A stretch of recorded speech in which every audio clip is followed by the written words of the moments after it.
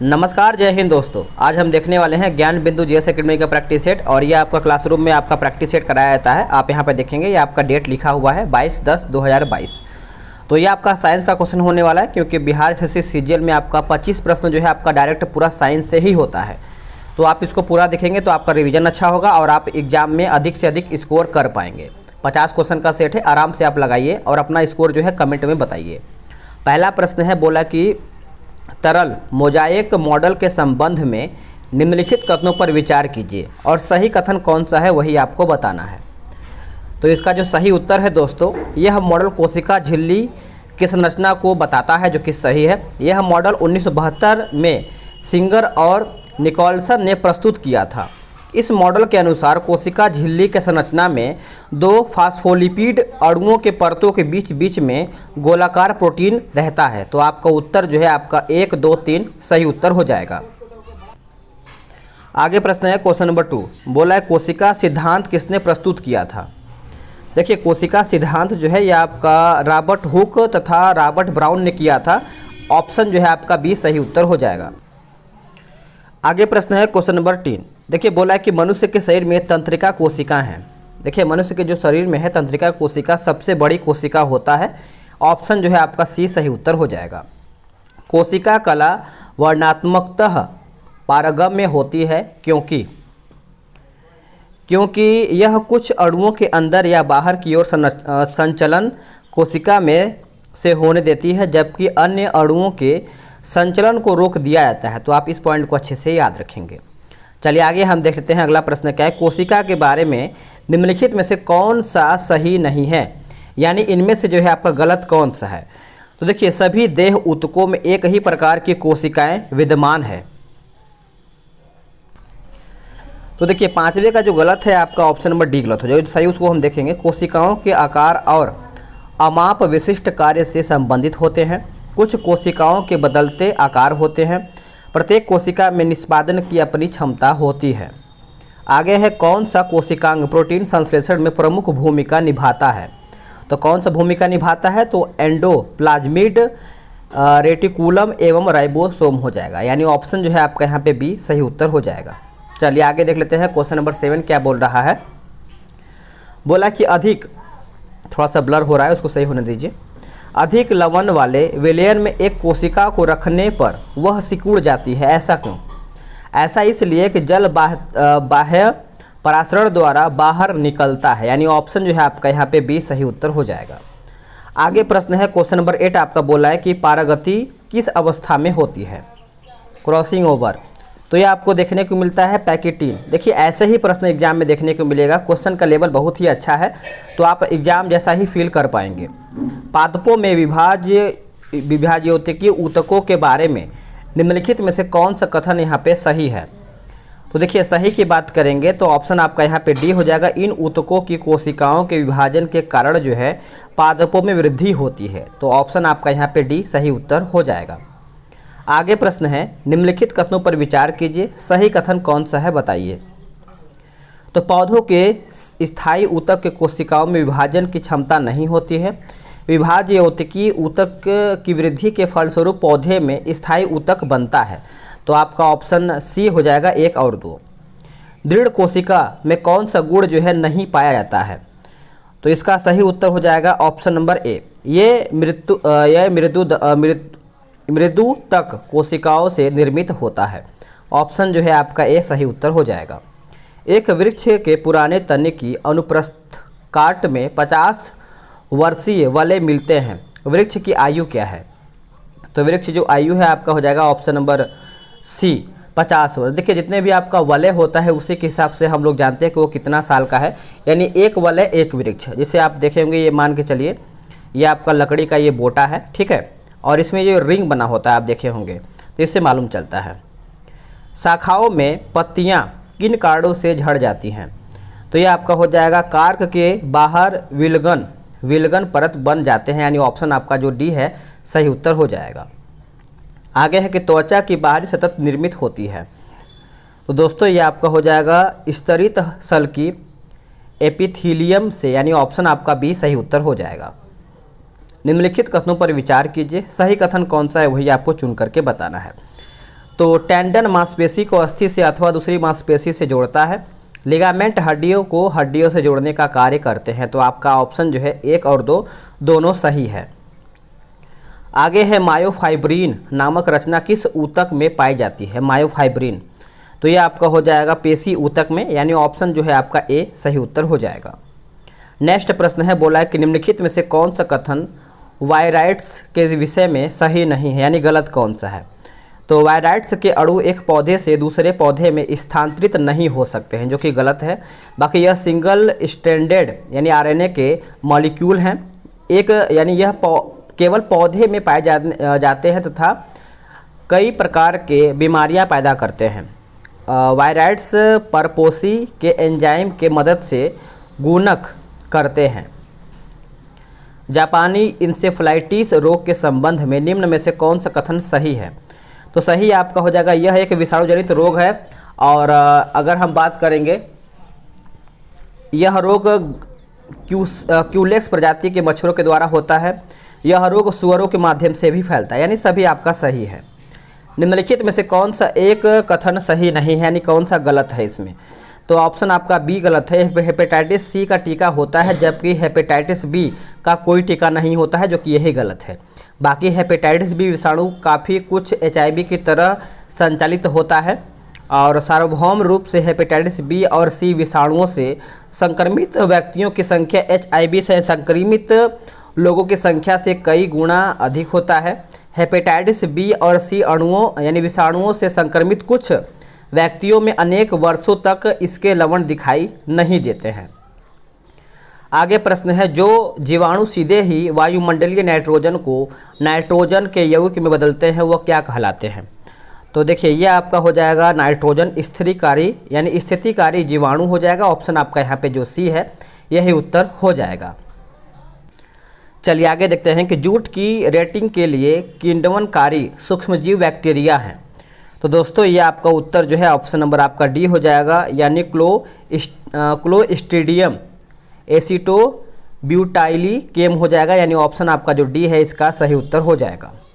आगे प्रश्न है, पैरामीशियम किस वर्ग के प्रोटोजोआ हैं? तो ये आपका हो जाएगा सिलिएट्रा यानी सिलिएंट्रा होना चाहिए था, जो कि ऑप्शन आपका यहाँ पे सी उत्तर हो जाएगा। आगे जो है आपका 23 नंबर मिलान करके बताना है, तो देख लेते हैं इसको अच्छे तरीके से। 23 नंबर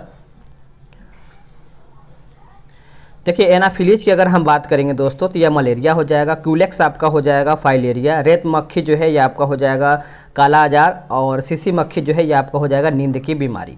तो आप ऑप्शन को अरेंज करेंगे। पौधे का आर्द्र पतन रोग किसके कारण होता है? तो ये आपका हो जाएगा ऑप्शन नंबर ए, यानी पिथियम डिपेरिएनम हो जाएगा। ऑप्शन आपका ए जो है सही उत्तर हो जाएगा। देखिए, ऐसे ही आपको एग्जाम में पक्का प्रश्न आएगा, तो आप पूरा देखिएगा, क्योंकि अगर आप ऐसा रिवीजन आप करेगा तो आप आसानी से बना पाएंगे। स्पीसीज जाति है, देखिए जो आपका स्पीसीज जाति है अंतर प्रजनन करने वाली जनसंख्या, यानी ऑप्शन आपका सी सही उत्तर हो जाएगा। निम्नलिखित में सही क्रम को पहचाने, तो सही क्रम की बात करेंगे तो स्पीसीज, जीनस, ऑर्डर, किंगडम हो जाएगा, यानी ऑप्शन आपका जो है बी सही उत्तर हो जाएगा। निम्नलिखित में से कौन सा एक विकल्प सही सुमेलित है? तो सही सुमेलित की अगर हम बात करेंगे तो 1, 2, 3 हो जाएगा, यानी क्लोरोफाइसी हरा शैवाल और फियोफाइसी भूरा शैवाल, रोडोफाइसी जो है आपका लाल शैवाल हो जाएगा। एगार एगार किससे तैयार होता है? एगार एगार जो है आपका भूरा शैवाल से तैयार होता है। ऑप्शन आपका यहाँ पे बी सही उत्तर हो जाएगा। निम्नलिखित में से कौन सा राइजाइड के बारे में सही नहीं है? तो सही नहीं है, तो देखिए ऑप्शन आपका ए जो है इनकी संरचना और कार्य संवहनी भूपादप के मूल रोम के समान होता है, जो कि ये सही दिया हुआ है, ठीक है। और जो आपका यहाँ पे ऑप्शन बी दिया हुआ है, ये विभिन्न ऊतकों से बनी बहुकोशिकीय संरचना होती है, ये भी सही है। और जो आपका यहाँ पे ऑप्शन नंबर आपका यहाँ पे सी दिया गया है 29 नंबर का, ये ब्रायोफाइटा की निचली बाह्यत्वचा की कोशिकाओं से बढ़ने वाले उभार होते हैं, डी गलत है। इनमें पूर्ण विकसित तना, जड़ और पत्तियां होता है, यही आपका गलत है। आगे है, निम्नलिखित कथनों पर विचार कीजिए, सही कथन कौन सा है वही आपको बताना है, और इसका जो PDF मैं आपको टेलीग्राम पे प्रोवाइड करा दूंगा। तो देखिए इसमें आपका ना तो एक सही है और ना ही 2 सही है, तो आप इस पॉइंट को याद रखेंगे, सभी ऑप्शन जो है आपका यहाँ पे गलत हो जाएगा। आगे है जिम्नोस्पर्म को सामान्यतः डैश बीजधारी कहा जाता है क्योंकि इनमें पुष्प का अभाव होता है तथा इनके बीजों का विकास किसी विशिष्ट जनन अंग यानी अंडाशय में नहीं होता है, बल्कि वे पादप की जनन संरचनाओं की सतह पर ही विकसित होते हैं। तो इसका आंसर क्या होगा? इसका आंसर आपका हो जाएगा ऑप्शन नंबर बी, नग्न जो है इसका सही उत्तर हो जाएगा। आगे प्रश्न है भोज पात्र उत्पन्न होता है किससे? जो हम लोग भोज खाते हैं एक तरीके से शादी ब्याह जैसा भी, तो भोज पात्र जो बनता है वो किससे बनता है? तो इसका जो उत्तर है दोस्तों आपका ऑप्शन नंबर डी हो जाएगा, पेटुला की छाल से। किससे? पेटुला की छाल, यानी ऑप्शन नंबर डी। निम्न में से कौन सा कथन पॉरीफेरा यानी पॉरीफेरा संघ के जीवों के संबंध में असत्य है, यानी इनमें से आपका गलत कौन सा है? देखिए, इस जीवों में अलैंगिक तथा लैंगिक जननों दोनों प्रजनन होते हैं। ये जीव द्विलिंगी होते हैं। और जो 33 का उत्तर है, इन जीवों में पुनरुद्भवन की क्षमता नहीं होती, यही आपका यहाँ पे 33 का गलत हो जाएगा। बाकी जो डी दिया गया है, जीव के शरीर बने कांटे के समान संरचना को स्पीकुल्स कहते हैं, ये आपका सही है। आगे प्रश्न है निम्न में से कौन सा विकल्पों में दिए गए कथन असत्य है, यानी गलत कौन सा है, बताइएगा। तो देखिए, केचुआ का वैज्ञानिक जो नाम होता है वो आपका फेरिटीमा पोस्थुमा होता है। जो का वैज्ञानिक नाम आपका हिरुडिनेटेरिया होता है। केचुआ खेत की मिट्टी को छिद्रयुक्त बनाकर मृदा में O2 की मात्रा बढ़ाते हैं, जो कि सही है। और गलत आपका ऑप्शन डी है, केचुआ को किसानों का शत्रु कहा जाता है, जो कि सरासर गलत है। केचुआ को किसानों का मित्र कहा जाता है, दोस्त कहा जाता है, तो ये आपका गलत हो जाएगा। कौन सा जीव इकाइनोडर्मेटा संघ का नहीं है? तो इकाइनोडर्मेटा संघ का नहीं है। तो देखिए, इसमें आपका तारा मछली है और ब्रिट स्टार है, सी अर्चिन है। लेकिन जो आपका बिच्छू है, ये आपका बिच्छू किस संघ के अंतर्गत है? ये आपका डंक मारने वाला होता है, तो आप कमेंट करके ही बताएंगे। निम्न में से किस जंतु में अश्रु ग्रंथि यानी टीयर ग्लैंड नहीं होती है? तो बताइएगा इसका उत्तर क्या होगा। तो देखिए, मनुष्य में होता है, कुत्ता में होता है, बैल में होता है, लेकिन जो घड़ियाल होता है इसमें आपका नहीं होता है। तो ऑप्शन की बात करेंगे तो ऑप्शन आपका यहाँ पे डी सही उत्तर हो जाएगा। घरेलू छिपकली चिकनी दीवार पर किसकी उपस्थिति के कारण जो है चढ़ जाती है? जैसे आप प्लास्टिक पेंट भी देखे होंगे, बहुत चिकना परत होता है, उस पर भी आपका जो छिपकली होता है, फर्श यानी जो ऊपर का सीलिंग होता है वो उल्टा मतलब एक तरीके से चिपकी रहती है। तो ये किस कारण से? तो ऑप्शन आपका सी हो जाएगा, उंगलियों पर चिपकने वाले लेमिली युक्त गद्दियाँ से, यानी ऑप्शन जो है आपका यहाँ पे सी सही उत्तर हो जाएगा। अगला प्रश्न है, बोला है कि अनियत तापी प्रणाली कौन सा है? बताइएगा इसका सही उत्तर क्या होगा। तो इसका सही आंसर जो है आपका 38 का, तो ऑप्शन हम इसका देख लेते हैं। 38 का आपका ऑप्शन नंबर 38 है ना, तो इसका ऑप्शन आपका यहाँ पे डी सही उत्तर हो जाएगा। वे प्राणी जिसका शारीरिक तापमान वातावरण के तापमान के अनुरूप बदलता रहता है। तो ऑप्शन जो है आपका यहाँ पे डी सही उत्तर हो जाएगा। चलिए नेक्स्ट प्रश्न देख लेते हैं। पर्ल ऑयस्टर में मोती कहाँ से बनता है? देखिए, पर्ल ऑयस्टर की अगर हम बात करेंगे तो ये आपका हो जाएगा ऑप्शन नंबर डी, त्वचा में धंसे किसी बाहरी कण के चारों ओर बने आवरण से, यानी ऑप्शन जो है आपका यहाँ पे 39 का डी सही उत्तर हो जाएगा। आगे देख लेते हैं, शीत निद्रा शब्द की परिभाषा क्या है? देखिए, शीत निद्रा की परिभाषा की अगर हम बात करेंगे दोस्तों, तो इसका जो सही उत्तर है ये आपका हो जाएगा ऑप्शन नंबर ए। कुछ जानवरों में सर्दियों के मौसम में कम उपापचय गतिविधि की स्थिति, यही आपका यहाँ पे 40 का उत्तर सही हो जाएगा। प्रकाश संश्लेषण की क्रिया को दर्शाने के लिए निम्नांकित में से कौन सा समीकरण जो है सही हो जाएगा? तो कौन सा समीकरण है जो आपका यहाँ पे सही है? तो ऑप्शन आपका यहाँ पे डी जो है आपका, यही आपका समीकरण जो है सही है। आराम से आप इसको मिलाइएगा। आगे प्रश्न है, कथन ए, कई दिनों तक घास पर पाया हुआ ईंट का टुकड़ा हटाने पर आच्छादित भाग की घास पीली प्रतीत होता है। आपने भी देखा होगा। कारण आपका आर बोला कि हरित वर्णक प्रदान करने वाले क्लोरोफिल का संश्लेषण सूर्य के प्रकाश की उपस्थिति में होता है। तो 42 की अगर हम बात करेंगे तो ऑप्शन आपका ए ही सही हो जाएगा। कथन ए तथा कारण आर दोनों सही हैं और आर ए की सही व्याख्या करता है। तो ऑप्शन की अगर हम बात करेंगे तो ए सही आंसर हो जाएगा। कृत्रिम प्रकाश के बारे में पूछ रहा है। देखिए, कृत्रिम प्रकाश जो है आपका प्रकाश संश्लेषण का कारण हो सकता है या फिर हो जाता है। तो आंसर जो है आपका यहाँ पे सी सही उत्तर हो जाएगा। जठर ग्रंथि पाई जाती है कहाँ पे? देखिए जठर ग्रंथि की बात करेंगे तो ये आपका आमाशय में होता है। कहाँ पे? आमाशय जो है इसका सही उत्तर हो जाएगा। नेक्स्ट प्रश्न है कि शरीर के कितने एंजाइम आवश्यक होते हैं, ऐसा क्यों? शरीर के जितने भी एंजाइम होते हैं दोस्तों, ये आपका ये जीव रासायनिक क्रियाओं के उत्प्रेरक होते हैं, इसीलिए आवश्यक होते हैं। तो सही आंसर जो है 45 का ऑप्शन नंबर ए करेक्ट हो जाएगा। अधिकतम पोषक तत्व रक्त में कहाँ अवशोषित किए जाते हैं? देखिए रक्त में अवशोषित जो है कहाँ पर किए जाते हैं, यही आपका प्रश्न पूछ रहा है। तो ये आपका हो जाएगा ऑप्शन नंबर सी, छोटी आंत में। क्या हो जाएगा? छोटी आंत। आप सभी लोग याद रखेंगे। नेक्स्ट प्रश्न आपका है, निम्नलिखित कथनों पर विचार कीजिए, सही कथन कौन सा है वही आपको बताना है। देखिए दोस्तों, पचे हुए भोजन का अवशोषित जो आपका अवशोषण है छोटी आंत के इलियम भाग में मौजूद विलाई द्वारा होता है। अवशोषित भोजन विलाई में मौजूद रक्त कोशिकाओं के रक्त में मिल जाते हैं। अवशोषित भोजन रक्त संचार के द्वारा शरीर के विभिन्न भागों में वितरित हो जाते हैं। तो आपका ऑप्शन जो है 1, 2, 3 सही ऑप्शन हो जाएगा।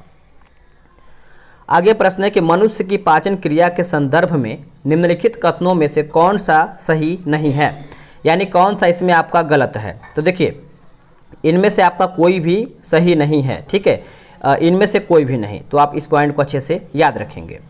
आगे प्रश्न है 49 नंबर, निम्नलिखित में से कौन सा कार्बोहाइड्रेट टॉलेंस अभिकर्मक के साथ रजत दर्पण देता है? Silver mirror. तो दोस्तों ये आपका हो जाएगा ग्लूकोज। क्या हो जाएगा? ग्लूकोज जो है इसका 49 का सही आंसर हो जाएगा। नेक्स्ट प्रश्न है कि नाइट्रोजन आवश्यक घटक है। नाइट्रोजन आवश्यक घटक है, तो ये आपका हो जाएगा प्रोटीन का। प्रोटीन यानी ऑप्शन नंबर सी। हम 55 क्वेश्चन देख लेते हैं, यानी 5 और प्रश्न देख लेते हैं। निम्नलिखित में से कौन सा कथन सही नहीं है? तो कौन सा कथन सही नहीं है दोस्तों? तो ये आपका हो जाएगा प्रोटीन केवल पादप स्रोतों से प्राप्त किया जा सकता है, ये आपका गलत है। बाकी मानव शरीर की कोशिकाएं आवश्यक वसा अम्लों का संश्लेषण नहीं कर पाती हैं। अमीनो अम्ल मानव शरीर से संग्रहित नहीं रहते हैं और प्रति ग्राम वसा की उपापचय से कार्बोहाइड्रेट एवं प्रोटीन की अपेक्षा अधिक ऊर्जा मिलती है। आगे आपका है विटामिन और हीनता रोग, ठीक है, यानी विटामिन की कमी से कौन कौन सा रोग होता है वही हम देखने वाले हैं। देखिए इसको हम अच्छे से मिलाते हैं दोस्तों। वैसे जो आपका बोल रहा है रेटिनॉल आपका हो जाएगा नेत्र सूखकर लाल हो जाता है, यानी इसी के जब नेत्र रोग होता है तो ऐसा ही होता है। टोकोफेरॉल की अगर कमी की बात करेंगे तो ये आपका हो जाएगा बांधता। साइनोकोबालामिन जो है ये आपका हो जाएगा घातक रक्ताल्पता हो जाएगा। पैराडॉक्सिन जो है आपका मानसिक व्याधि हो जाएगा। आगे है प्रोटीन को निम्नलिखित में से क्या माना जाता है? तो दोस्तों ये आपका हो जाएगा शरीर का निर्माण करने वाला प्रोटीन सबसे अधिक महत्वपूर्ण अंग, एक तरीके से महत्वपूर्ण यौगिक माना जाता है। आगे प्रश्न है 54 नंबर आपका, यहाँ पे क्या बोल रहा है? निम्नलिखित में से कौन सा युग्म सही नहीं है? विटामिन और प्रमुख स्रोत दिया गया है। तो देखिए विटामिन B2 कॉड यकृत तेल, जो कि यही गलत है। बाकी विटामिन B6 धान की चोकर, विटामिन E गेहूँ अंकुरित यानी अंकुर तेल, विटामिन K अल्फा हो जाएगा। आगे है विल्सन रोग एक आनुवांशिक विकार है जिसमें अत्यधिक मात्रा में डैश शरीर में संचित होता है। तो दोस्तों इसका सही उत्तर हो जाएगा ऑप्शन नंबर ए तांबा। तो आज हम यहीं पर 50 प्रश्न यानी 50 प्रश्न देखने वाले हैं। वीडियो कैसा लगा है कमेंट करके बताएंगे और इसका PDF मैं आपको टेलीग्राम पे दे दूंगा, तो आप वहां से अपना रिवीजन और एक बार और सेट लगा के अपना याद कर सकते हैं प्रश्नों को। मिलते हैं एक नई वीडियो में, आज के लिए इतना ही। जय हिंद, वंदे मातरम।